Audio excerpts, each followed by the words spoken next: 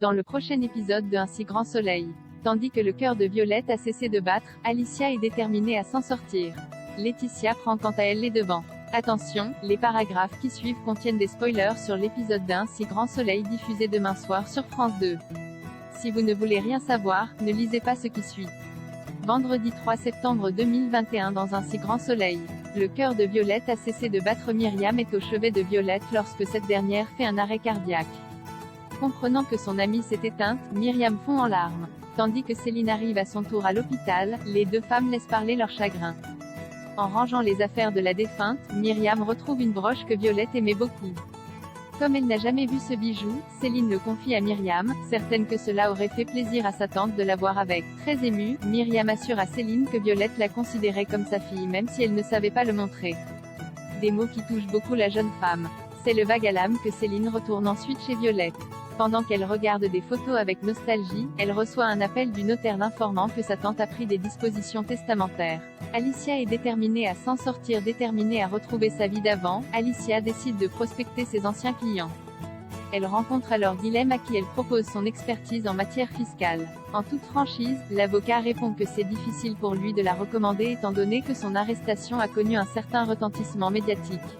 Et d'ajouter que tous ceux à qui elle a rendu service par le passé ont désormais un redressement fiscal, lui compris. Pendant ce temps, Gaspard et Elliot sont dans un parc. Même s'ils ont gardé contact depuis l'arrestation d'Alicia, Gaspard refuse malgré tout d'en parler à sa mère et sa sœur car il craint leur réaction. Au moment où Elliot lui tend quelques billets pour aider sa mère, l'adolescent décline puis précise qu'il a un peu d'argent de côté. De retour chez lui, Gaspard offre quelques cadeaux à sa mère. Pour justifier tous ses achats, il prétend avoir vendu des baskets collector.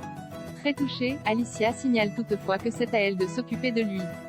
Une fois sa mère sous la douche, Gaspard se connecte à son ordinateur et effectue un transfert de 1200 €. De son côté, Elliot finit par appeler sa mère et la somme d'arrêter de le fliquer. Alicia étant sortie de prison, Eva peur qu'elle cherche à se venger mais Elliot souligne qu'il est un grand garçon.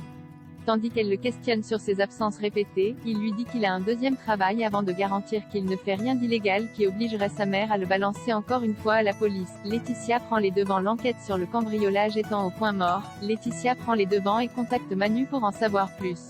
Ce dernier finit par l'informer que Serge n'a pas l'air très motivé à l'idée de retrouver les cambrioleurs et précise même qu'il se demande si cette histoire n'aurait pas un lien avec l'un des clients crapuleux de Levar. Certain qu'il s'est embrouillé avec des voyous, Manu met en garde son ex-femme et la prie de faire attention à elle et à leur fille. En parallèle, Camille s'est renseignée et espère pouvoir revendre le porte-document de son beau-père pour 700 €. Pour sa part, Kira refuse de prendre à nouveau des risques et de retourner dans un centre fermé.